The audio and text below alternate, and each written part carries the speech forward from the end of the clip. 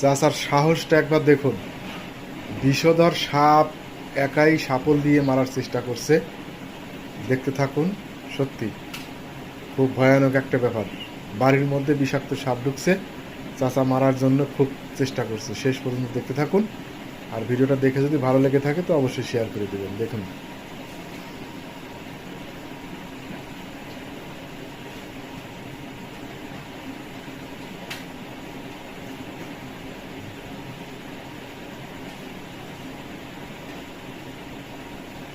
অসাধারণ, অসাধারণ।